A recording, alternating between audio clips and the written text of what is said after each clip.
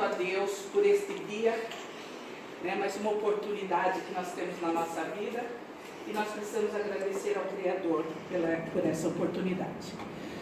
Nós agradecemos por esta casa que nos acolhe, a esses amigos espirituais que já prepararam um espaço para que nós pudéssemos estar aqui nesta noite e estarmos abertos para receber essas energias, esses fluidos, e que nós possamos, neste momento, receber tudo que nós viemos buscar. E eu sempre falo, todas as vezes que eu vou fazer uma palestra, que nós, o Evangelho segundo o Espiritismo, capítulo 9.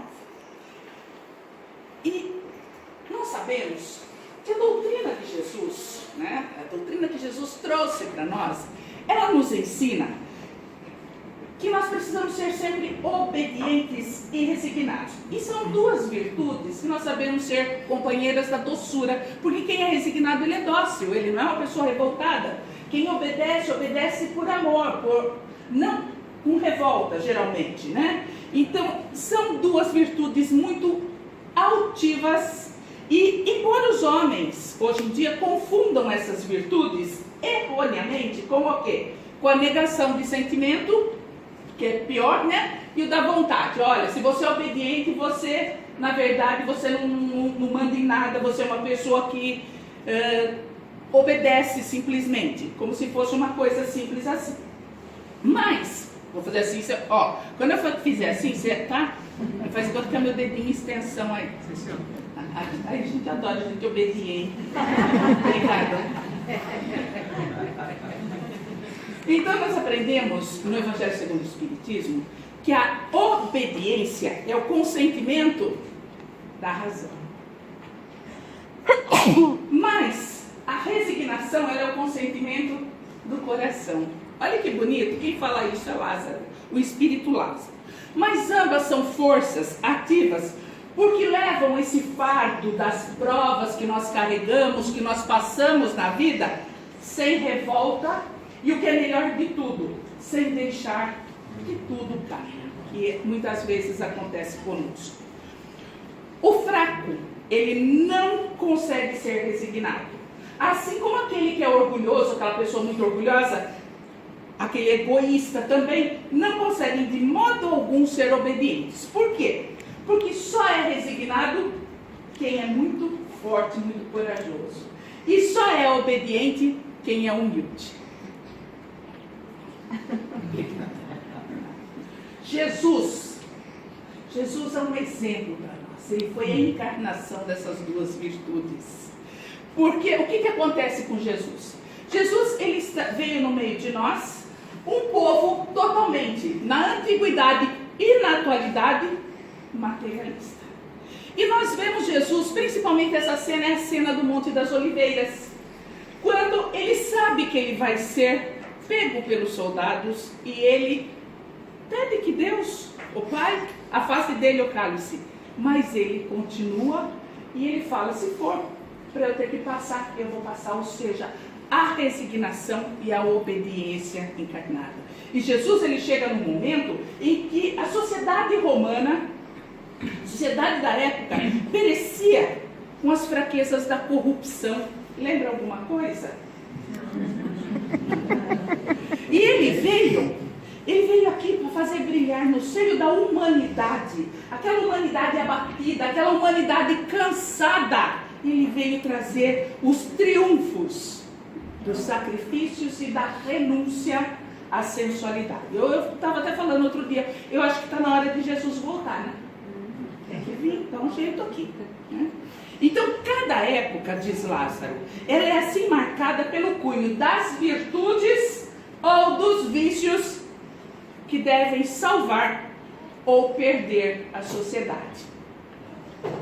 A virtude da vossa geração, diz Lázaro, olha isso, gente, 1863, 155 anos atrás. A virtude da vossa geração é a atividade intelectual, inteligência. E ele continua. O seu vício é a indiferença moral. Novamente, gente, 155 anos atrás, parece que ele está falando para nós aqui. Hoje em dia, nós vemos pessoas necessitadas, nós damos aquela desviada. Ah, mas eu não faço isso não. Mas você senta com a sua família na mesa, na sala de jantar, cada um no seu celular, indiferente o que o outro está pensando, passando, querendo falar. A indiferença, essa indiferença moral que todos nós trazemos nos dias de hoje. Mas inteligência, nossa, tá uma maravilha. Veja o meu netinho de 2 anos com o dedinho assim no celular, ó. Crianças menores fazem isso. Mas a parte moral, nós estamos aqui e não mudamos muita coisa ainda. Então, quando nós lemos que a obediência é o consentimento da razão, fica muito claro, né, a todos nós que não se trata daquela obediência sem que se possa ser jogada a responsabilidade nas mãos de outras pessoas. Aquela que fala assim, olha, eu fiz isso porque me mandaram. E a gente costuma muito fazer isso, né? Eu só fiz isso porque me mandaram. Obediência não é isso. Tá? Isso não é obediência. Isso, na verdade, é um ato de uma obediência cega. Ou, né, algo como espírita. Eu falo que nem espírita, eu falo que é espiritualista. Porque um espírita que conhece a doutrina espírita não fica acompanhando ou obedecendo o que qualquer espírito fala. E eu acho muito bonitinho, sabe? As pessoas, elas vão procurar, quer saber o que o espírito tem para falar para elas. E ele fala assim que ela tem que deixar um copo de sal grosso atrás da porta e ela vai lá e faz. Ó, você tem que plantar um vaso desse tamanho de espada de São Jorge com 52 pimentas em volta e com mais 3 alecrim e cravo e canela e eu sei lá. E a pessoa faz. Por quê? Porque foi o espírito que mandou. Ah, mas João já nos alertou lá atrás. Olha, primeiro verifica se todos os espíritos são de Deus. E nós, como espírita, nós temos um manual.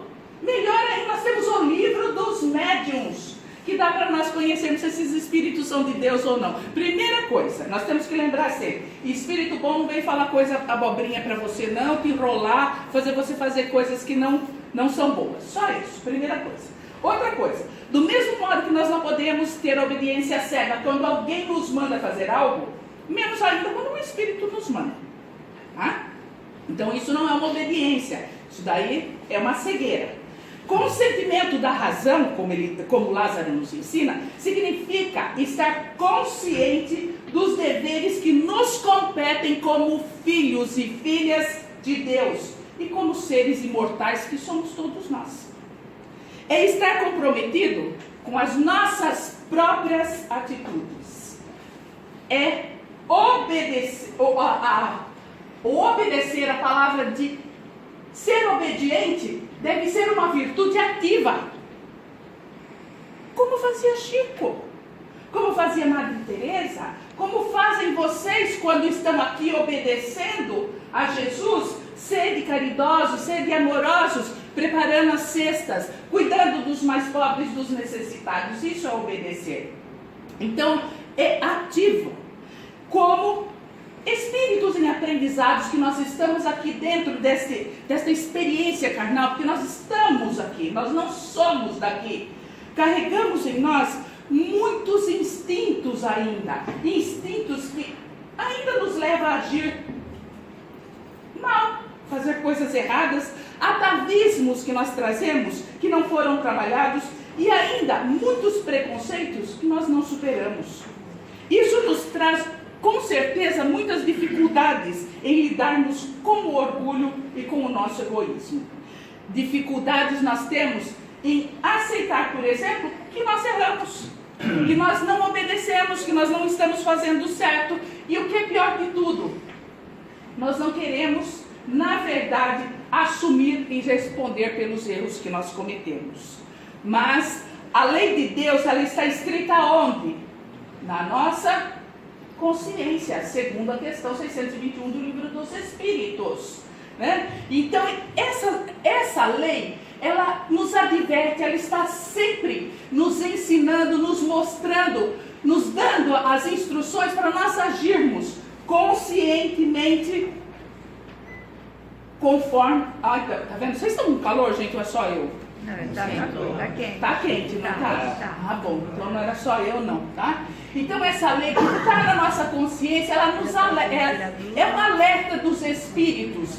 E portanto nós precisamos estar mais atentos a essas instruções, a vivência dessas instruções. E nós fomos convocados, a cada um de nós, darmos o melhor de nós junto às pessoas às quais nós convivemos. Porque as pessoas muitas vezes querem fazer coisas boas e bonitas para os de fora, para as pessoas que estão longe. Porque fazer coisa para os outros, para quem está longe, é bonito, todo mundo reconhece. Mas nós temos que aprender a fazer isso onde nós estamos inseridos. Onde nós estamos inseridos? Na nossa sociedade, na nossa família, na nossa comunidade, no nosso trabalho, enfim, em todos os lugares. Seja lá onde nós estivermos colocados, seja lá a profissão que você tenha. Ai, mas eu sou faxineira numa casa, que coisa boa, você pode tanto ajudar aquela pessoa, não só porque você está ganhando, mas por amor, ajudar de algum outro modo, que não seja só o trabalho que você está sendo pago. Ah, eu sou uma professora, que missão maravilhosa. Onde você estiver, você pode praticar isso, não importa o seu status, o seu credo, a raça, a língua que você fala, na qual você está encarnado. Nós precisamos dar o melhor de nós, sempre. Isso é obediência. Obediência às leis de Deus. Se a obediência ao consentimento da razão, e se a resignação, dizem os Espíritos, é o consentimento do coração, significando que a criatura amorosamente, humildemente, compreende e aceita a situação que a vida propôs a ela. E como é difícil aceitar, compreender o que nós estamos passando. Porque nós temos sempre aquela mania. Quando é com os outros, você fala, nossa, eu vou orar para fulano. Nossa, que dó. Nós somos bons para rezar pelos outros. Quando acontece conosco, a gente pergunta, por que comigo? Não é assim? Vocês não perguntam? Não, né? Quando está tudo bem, ninguém pergunta mesmo. É só quando as coisas ficam feias. Eles falam assim, por que comigo? Porque essas coisas só acontecem comigo. Porque a gente acha que é só acontece comigo. Né? Mas é porque nós ainda não temos esse entendimento. E da mesma forma que obedecer não deveria ser um ato cego, que nem eu falei, olha, eu fiz porque alguém me mandou. A resignação, gente, não deve significar cruzar os braços ou uma aceitação passiva.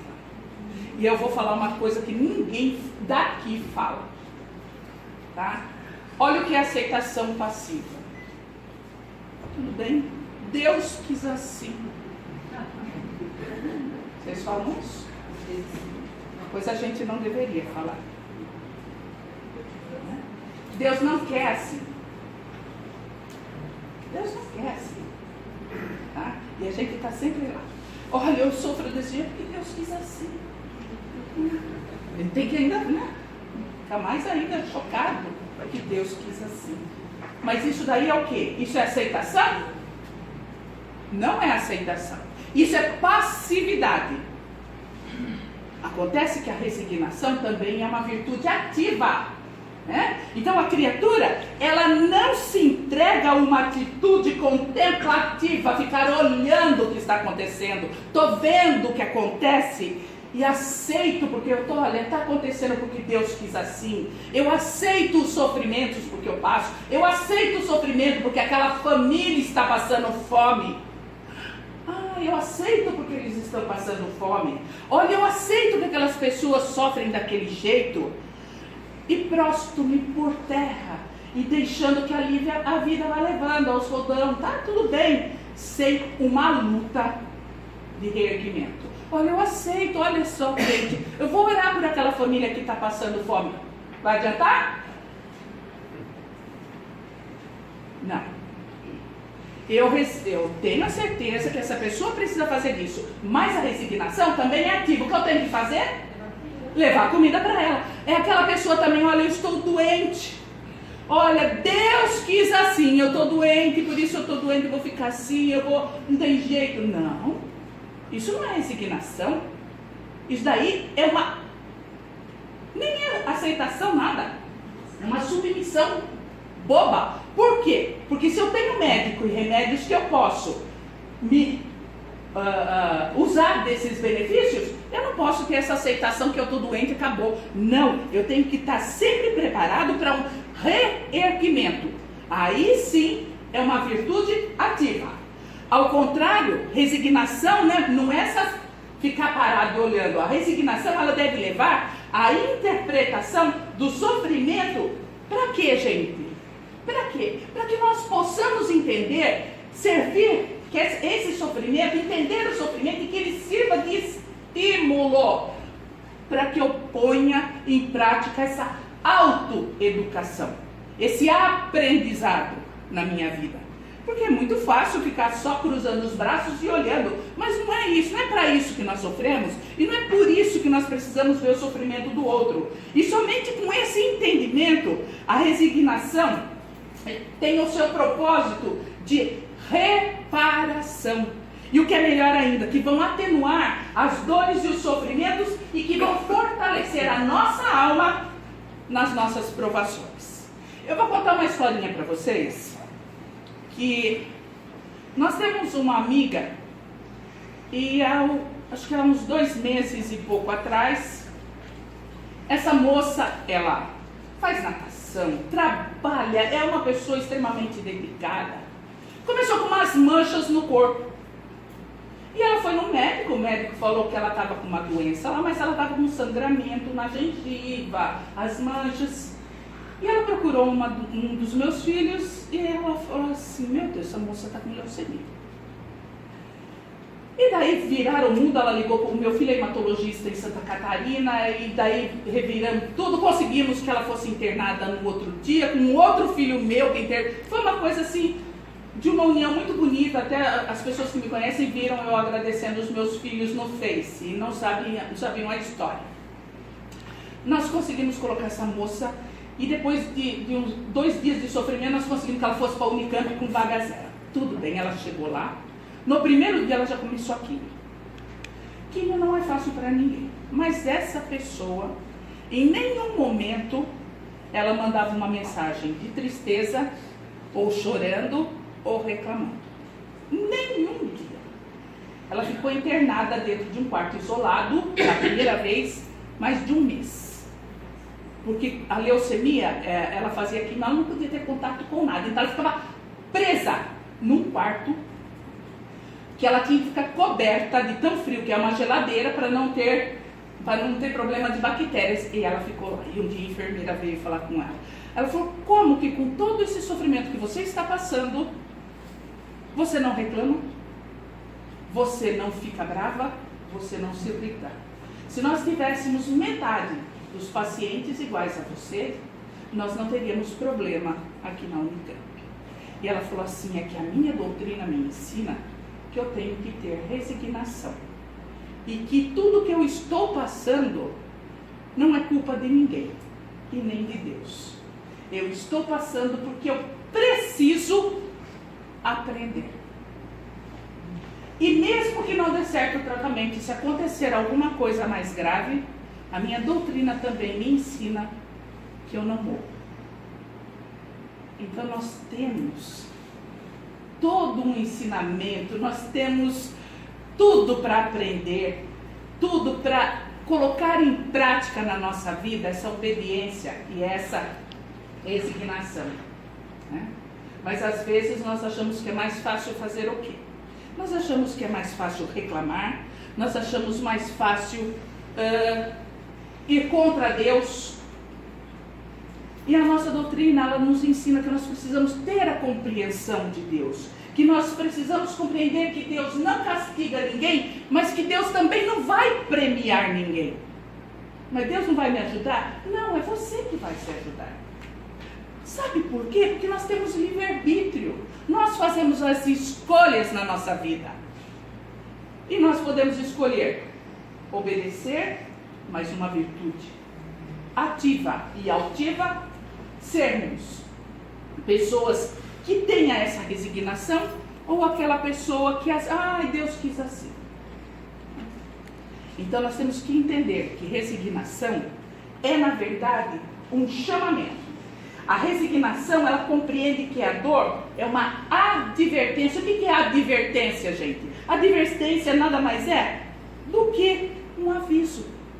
Então é esse chamamento, é um alerta de que algo está em desequilíbrio. E é nesse enfoque que nós vamos encontrar a causa de uma aceitação dos reveses da nossa vida. Não está dando certo? Tem algum problema? Não é Deus, não é culpa de Deus, né? Mas nós precisamos ter essa aceitação sem revolta, sem raiva.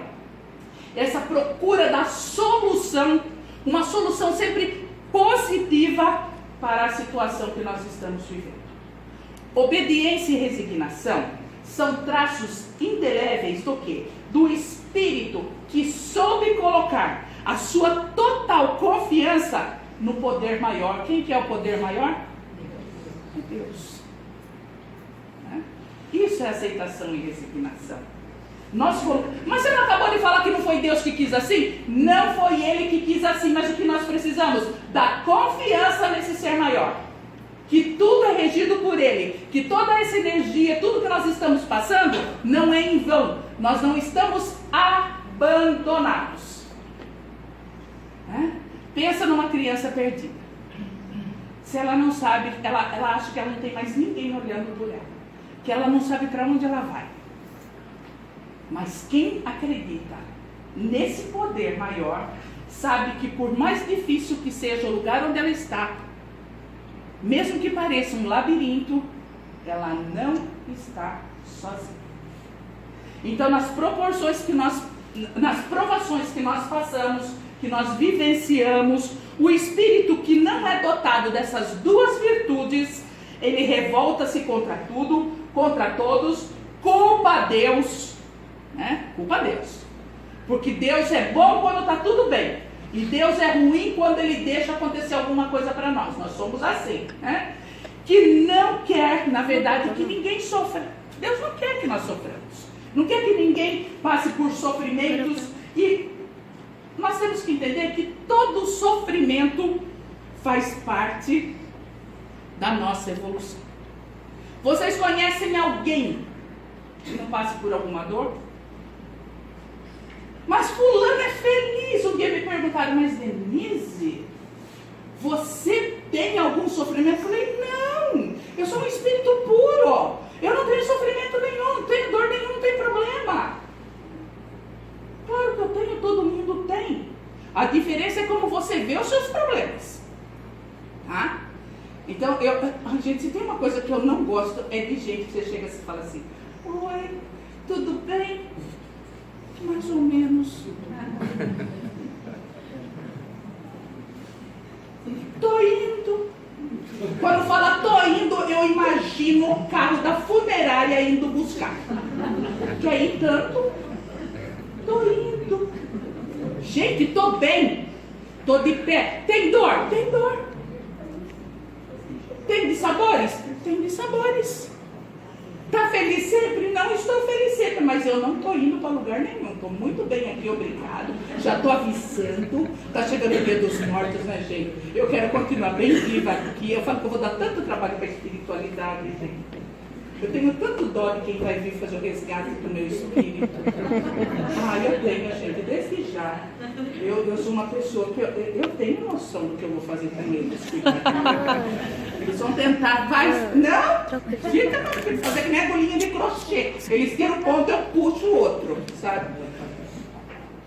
Gente, vamos ser felizes com o que nós temos. Nós temos tudo, nós não tenho muita saúde, mas não está dando para estar aqui?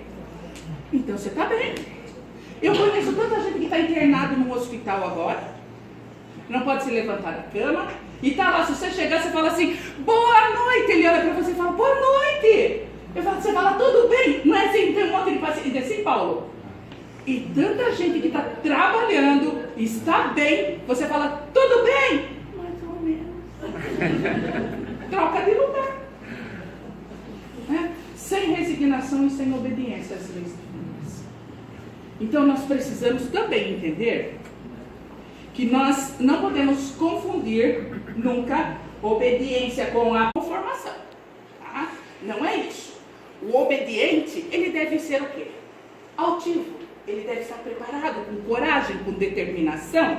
E o resignado, aquele que tem resignação, ele deve aceitar o sofrimento que ele tem que passar como decorrente do quê? Por que nós sofremos? Não é porque Deus quis assim, eu já falei. Tá? Não é. Tudo que nós passamos, todas as dores, todos os sofrimentos que nós vivenciamos, na verdade são atos que nós cometemos contra as leis divinas, as sábias leis divinas, mas que nós precisamos ter coragem para lutar, consciente de que se a vida que nós vivemos aqui, todos nós gostaríamos que fosse um mar de rosas, né? Antigamente usava essa frase, hoje em dia nem usa mais, né? Por que será que usava essa frase? Eu não sei. Mas se a vida fosse, hoje em dia as rosas têm muito espinho, acho que a turma nem ia querer muito o mar de rosas. Mas se a vida nossa fosse esse mar de rosas que a gente tanto quer, nossa vida não teria sentido. Sabe por quê? Porque se nós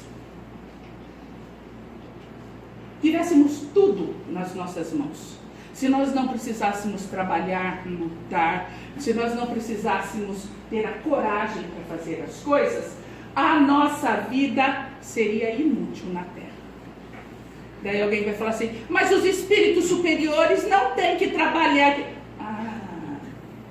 Os espíritos superiores não têm que trabalhar fisicamente como nós trabalhamos, mas eles têm trabalho, e muito trabalho, e tenho certeza que nenhum fala que está tudo mais ou menos, né? Porque eles são aqueles que estão sempre na frente, fazendo a vontade, ou seja, obedientes às leis divinas. A obediência e a resignação são próprias daqueles que são brandos e pacíficos, aqueles que possuirão a terra. Lembra que Jesus promete no Sermão do Monte? E que ao passar esse planeta a um mundo de regeneração, mudará até seu status, né? Deixará de ser um planeta de provas e expiações, onde o sofrimento é maior, para esse planeta regenerado, onde nós vamos encontrar menos lágrimas, menos sofrimentos, menos dores. E enfim a Terra será o quê? Um planeta onde haverá mais felicidade. Porque os brandos, aqueles que são mansos, estarão vivendo nesse planeta. E hoje, quando eu estava estudando essa palestra, me deu uns 5 minutos. Os brandos herdarão a terra.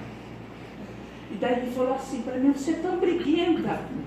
Daí eu fiquei pensando assim, será que vão me mandar para aqueles mundinhos onde vai ter que acender o fogo com um pauzinho? Gente, eu entro em pânico quando fala isso. Vocês não têm medo? Lá eu, ó, e não acende. E eu vou lembrar do paraíso perdido, onde eu tinha geladeira, micro-ondas, ar-condicionado. Eu falei, vou ter que fazer um tratamento, gente, para ser manso. Bonzinho. Gente, eu tô ficando preocupada. Vocês não ficam? Jura que vocês não ficam? Só eu. Então começa a pensar para eu não ser a única. Me ajuda. Vocês pensaram nisso, gente? Os mansos herdarão a terra. Ou seja, pessoas que não são mais violentas, pessoas que amam o próximo, pessoa que reconhece esse ser maior que é Deus. Isso esclarece muito também aos descrentes, aquelas pessoas, quando elas dizem que, quando Jesus, no Sermão do Monte, quando ele fala que os que sofrem serão bem-aventurados, que Jesus teria entrado em contradição ao falar uma coisa dessas, né? Porque muitas pessoas questionam que mérito tem em sofrer. Se a gente for pensar desse lado, mas para que eu sofro? O que eu vou ganhar? Jesus fala, serão consolados. Primeiro a consolação, né? Mas o que é melhor? É saber que com esse sofrimento nós resgatamos, nós pagamos as dívidas de erros pretéritos. Gente, vocês já pegaram algum carnê? Tipo Casas Bahia, ou um carnezinho assim daqueles que... como diz o Roosevelt, começa assim, quando você vai terminando, você vai apagando, vai amassando, quando você termina, ele está desse tamanho. Vocês já pegaram algum carnê na vida? Tem coisa melhor na vida do que quando você zera o carnê? Daí você vai e faz outra conta. Assim não tem mais jeito então, gente. Não, para espírito não dá para fazer outra conta, depois que você zerou, está zerado.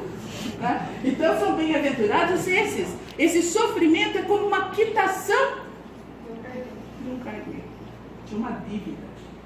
Né? Então, consolados. Além desse consolo, saber que você pagou a conta. Os que sofrem serão felizes, sim. Mas aqueles que são obedientes às sábias lições de Jesus, esses sabem sofrer com resignação. Porque está lá no Evangelho. Se a pessoa não tem resignação, se fica reclamando, não aceita tudo que tem que passar, perde. Então, tem que saber sofrer, tem que saber ser resignado. Obediência e resignação, portanto, não tem qualquer relação com a passividade, como eu já falei, e ao contrário, exige sempre atitudes firmes, principalmente de quem está vivenciando, ou seja, da nossa parte. Coragem, humildade. A partir do momento em que esse entendimento profundo penetrar o mais íntimo do nosso ser, as lutas externas, as dores, os sofrimentos que nós vivenciamos, que nós assistimos, que nós vemos em todo o nosso planeta, perderão a razão de ser e nós poderemos agir de forma coerente com os ditames do quê? Da nossa consciência, com tranquilidade e com brandura, sabendo que nós somos obedientes, resignados e estamos cumprindo o nosso dever aqui na Terra, conforme Jesus nos ensinou. E poderemos, deste modo, aceitar o convite. Um convite maravilhoso que foi feito há tempos por Jesus, mas que é constantemente relembrado pela doutrina espírita de sermos mais do que pacíficos, sermos pacificadores. Mais do que simplesmente amigos da paz, nós sermos trabalhadores e agentes da paz aqui neste mundo, nesse planeta que nós estamos vivendo. Trabalhemos em nós mesmos, principalmente, porque nós temos mania de querer trabalhar no outro. Tudo que está errado é o outro. Então a culpa é do outro, sempre foi o outro que fez. Então nós precisamos trabalhar profundamente nós mesmos, instruindo-nos nestas lições tão ricas que foram trazidas por esses espíritos superiores, buscando principalmente exercitar essas virtudes que nós já sabemos, que nós já conhecemos e que são necessárias ao nosso adiantamento para que nós tenhamos paz e que fará em nosso íntimo, né, essa paz verdadeira, alcançando a todos aqueles que estiverem conosco, com aqueles que nós convivemos. Porque não adianta eu falar de paz se eu não sou pacífico. E toda vez que eu for pacífico, eu pacifico aqueles que estão ao meu lado. Né? Nós temos que entender, acima de tudo, que o que nós passamos, o que nós vivenciamos, as nossas dores e os nossos sofrimentos, nada mais são do que escolhas feitas por nós mesmos. Ninguém fez a escolha por nós. Fomos nós que fizemos. E não porque Deus quis assim. Então sejamos, né, obedientes e resignados. Tem um vídeo que ele chama Não é Tragédia. E aí nós entendemos que tudo que nós passamos, quando nós somos resignados e obedientes, nada mais é do que um momento, um tempo nesse processo de encarnação que nós estamos vivendo, dessa oportunidade de evolução neste planeta Terra. Então nada do que nós passamos são, na verdade, esses sofrimentos não são, na verdade, tragédias, e tudo que nós vemos e vivenciamos são, na verdade, aprendizados para a nossa evolução. E eu deixo vocês com esse vídeo.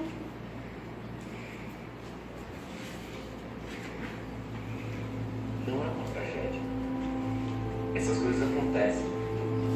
Um jovem adoece no verão, um senhor é atropelado por um táxi, a biópsia aponta que o tumor é maligno. Essas coisas acontecem todos os dias. E todos os dias saímos de casa achando que jamais acontecerá conosco. Uma doença vai embora no bairro. O médico comunica um exame preocupante. Uma moto atravessa um sinal fechado. Todos os dias isso acontece. E todos os dias nossos planos são os mesmos. Trabalho, almoço, trabalho, jantar. Não acho que seja uma tragédia quando essas coisas acontecem com a gente. Dizemos que tragédia, morreu tão cedo. Não acho que seja uma tragédia. Acho que a vida é um amontoado de causa e coincidência. Acho que hoje estamos aqui e amanhã não estamos mais. Uma tragédia é não agradecer por esse tempinho que estamos aqui. Uma tragédia é não valorizar a vida em família. Uma tragédia é trocar o sorriso do nosso filho pelo celular. Um passeio em família pelas preocupações do trabalho. Uma tragédia é não abraçar as pessoas hoje. Uma tragédia é passar a vida em branco. Uma tragédia é achar que um dia vamos ser felizes, hoje não. Uma tragédia é achar que não vai acontecer com a gente. Minha vida vai ficando para depois. Um dia eu mudo de emprego. Um dia eu digo que eu gosto dela. Um dia eu faço essa viagem. Um dia eu vou ser voluntário nesse projeto. Acho uma tragédia quando aprendemos a valorizar o que a gente tem só depois de perder. Acho uma tragédia viver de aparência. Acho uma tragédia ter comprado coisas achando que isso seria felicidade. Acho uma tragédia trabalhar em algo que você odeia. A morte não é uma tragédia. Tragédia é quando a gente não viveu.